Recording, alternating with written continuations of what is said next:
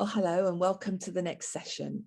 I'm really pleased to welcome Zweidler-McKay from ZM Coach, who's going to come and talk to us this afternoon about what holds people back from getting ahead in their careers. She primarily works with mid-career professionals who are preparing for and looking to land their next promotion, either in their current organisation or elsewhere, all with the goal of being more fulfilled, happy at work, and often better paid. So her clients come from a really wide range of organisations, including Fortune 100 and academic institutions. And she's coached managers from more than 100 teams to step into leadership roles, building their own high-performing teams and leveraging their own success to land that next role.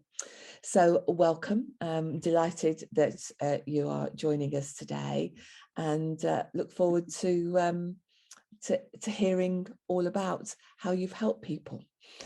So thanks for having me. You're very welcome. Delighted you're here. So tell me, how would you describe how people get to know the value that they bring? Ooh, good question. I think one of the things that's really important for people is to be able to position themselves within their organization and understand how they contribute to their team, to their department, to their division, to their company as a whole. And so when I work with clients, that is one of the first things that we really get clear on is what is their purpose, both in the organization, and then how does that relate to what their own internal purpose is and what they want to accomplish, so that we can make sure that they're finding ways to express themselves at work that fit both for the organization and for themselves. Yeah. Okay. And how do you go about that? How do you start working with a client? Oh, great question. So usually when I start working with a client, we begin with some work on getting their mindset and their emotional state aligned to what becomes possible for them. One of the things that I found really can hold people back is a lack of confidence or some imposter syndrome, or maybe they've been through something where it's been a while since they've been promoted, or they had a setback in their career. And when that happens, it's so easy to go into a funk and then sort of lose sight of what's possible for you.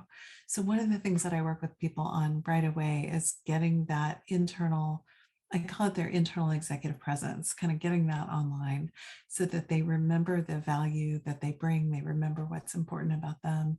They remember what's valuable about them. And then they can start to translate that into how they work with their colleagues and their boss and the people in the organization.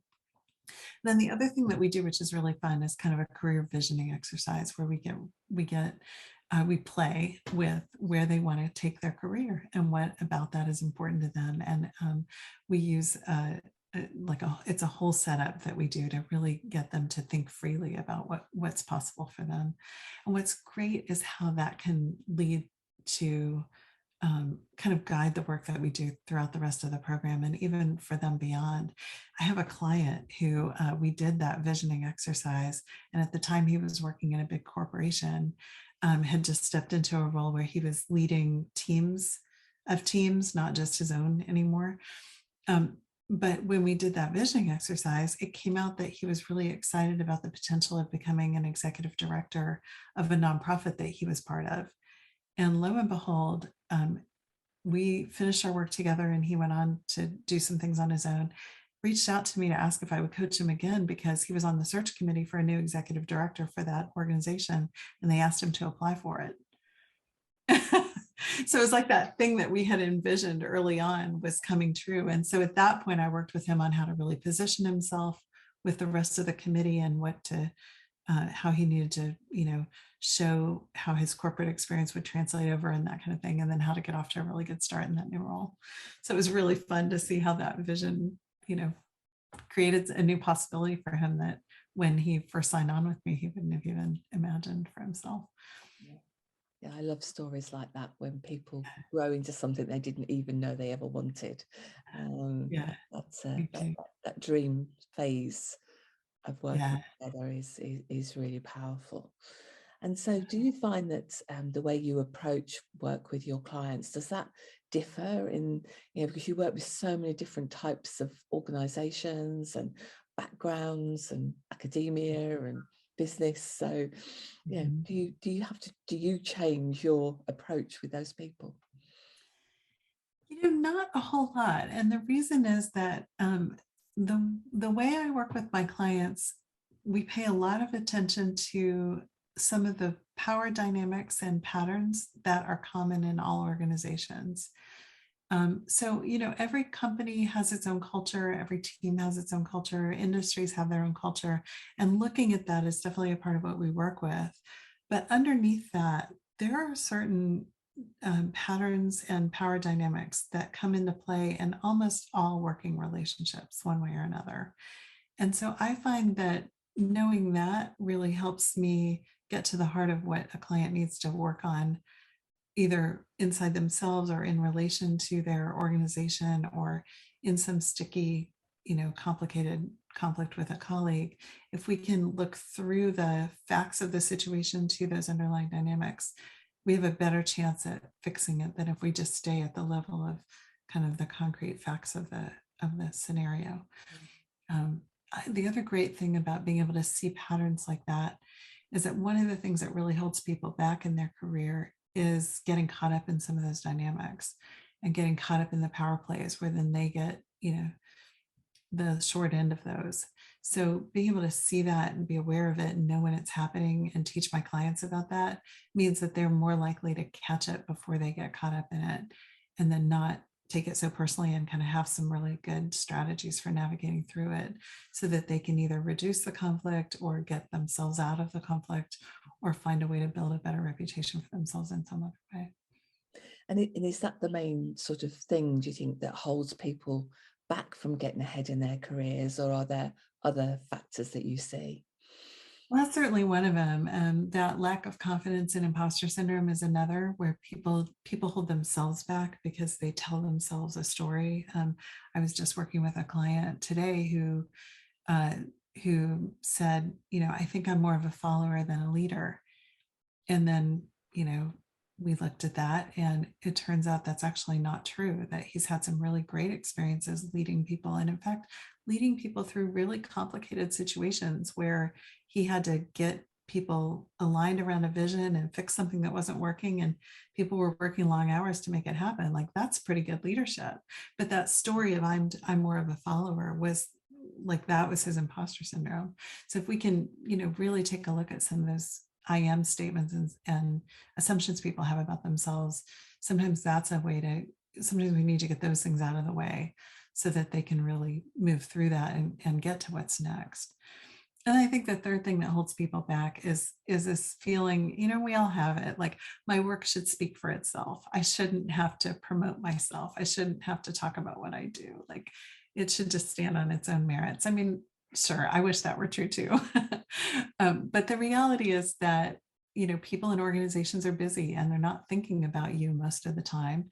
And if you want to be given opportunities and thought of for different kinds of roles, you have to have ways to stay in front of people.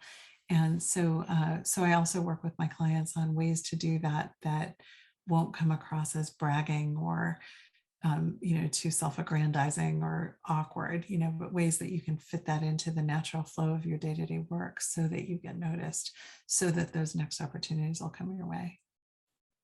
And is there a sort of a real secret for recession proofing your career? Are there some things that you can absolutely do to manage that? Yes. So in addition to the things we just talked about, being aware of the patterns, being able to promote your work, I think there are two other pieces. One is to really manage the relationships that you have. So, everybody sort of thinks about the relationship they have with their boss, and that is a very important one. But that can't be the only relationship that you have with people higher up in the organization. In order to really make sure you're recession proofing your career, you need to have a broad network of people who are kind of looking out for you and who believe in you and believe in what you have to offer the organization. And not only inside, but then also outside the organization in case something happens and you need to find something somewhere else. So I know, again, one of those things people cringe at is the idea of networking. And I think partly people don't like that because we have a particular picture in our head of what that should look like, right? Like hand out for a handshake in one hand and the business card in the other, and hi, how you doing? And these fake conversations. And yet very few people actually like that. There are some people who like that, but not very many.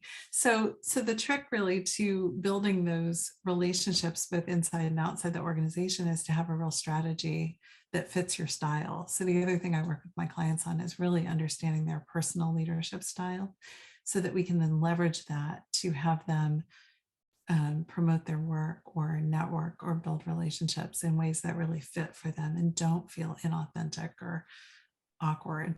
So that's the other part of it.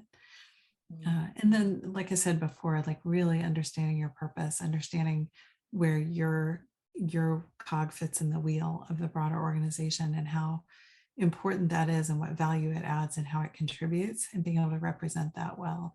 That's another way to recession proof your career, because if you can really speak to that, then when it comes time to make a decision about who to keep or what departments to keep or grow or heaven forbid shut down, you've made the case for why your team and your department is one that should stay.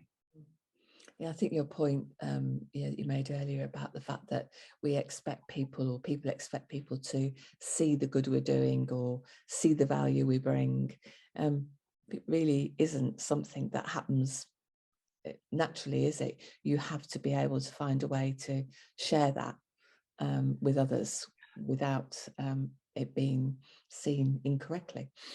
Yeah, that's right. That's right. Yeah, so we work on a lot of strategies around that. Everything from, really concrete communication behaviors that make your messages more likely to be heard to, being strategic about who you're reaching out to and how you're building connections and relationships in a way that's politically savvy. So how did you become a coach? What was it that brought you into this wonderful world of helping others? Oh, thanks for asking. So I went to business school, and while I was in business school, got really interested in the idea of consulting to organizations. And so I did that work while I was in school. And then also after, I started as a strategy consultant, but I missed the people interactions. So I shifted to consulting more to organizations and the people side of that. I did some big projects in the oil and gas industry. We were living in Texas at the time, sort of helping with organizational change, helping with building effective teams, coaching leaders and their teams to work well with other teams on these big projects. And I loved that work. I thought it was really interesting and fascinating to be able to get there and help people work better together to get the kind of results that they wanted to get. But after a while, after about 20 years of that, I started to see that there might be some ways we could get ahead of some of those problems. And that if I could get in with some of the managers before they got to those senior leadership positions and really help them build the skills and take their good intentions and know how to carry them out, that maybe there'd be a different way of solving some of the problems that I was being called in to help with later down the stream. So about 5 years ago, I launched a coaching business really focused on helping people build their leadership skills and moving ahead in their career, whether that's in their current organization or finding a role somewhere else where they can do that. Okay. And in terms of you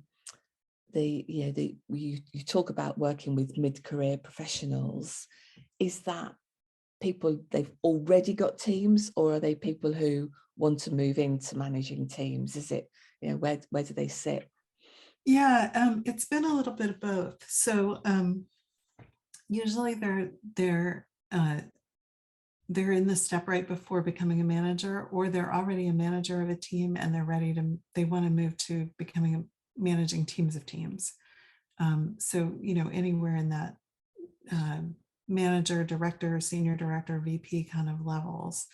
And it really depends on what their goals are. If they really want to get to the point where they're leading other people, that's what makes them a good fit for me. I also, I tend to work with clients who want to get ahead not only for themselves, but also because they want to be a good leader to the people around them. Um, that's in my heart. The mission I have for myself is I want people to have better lives at work. And so when clients share that mission, that, it's for them, of course, but it's also because they want to be able to inspire and motivate and be a good leader for others. That's what makes somebody a really good fit to work with me. It's like I that love shared that. value. Yeah, I really love that. I think most coaches are really motivated by that. It's you're helping people in the round, Yeah, not just an individual. Yeah. that's right. What's when you think about people moving inside an organization, just something different, do you have any advice or strategies that you could share, where if somebody wants to move into a different function or sideways or anything like that? Yeah, I mean, I think again, it goes back to having those relationships. So as you're doing whatever work you're doing, chances are you're interacting with people in other parts of the organization. And so being able to see those as potential resources for you to find out what else is available or what else might become possible, that can be a really good way to manage it. I have a client actually that I helped do this. She was working in a particular part of the organization where they valued her technical skills, but she was ready for something different. She wanted more managerial experience, and she wanted to be able to just do more creative work than she could do in her role. But she was working for a boss who was not giving her those opportunities. He had a favorite, he was giving them all to the favorite. She couldn't get out from under it. But luckily she had done some other kinds of work in the, it was a great big organization. So she had been part of an employee resource group that was cross-functional.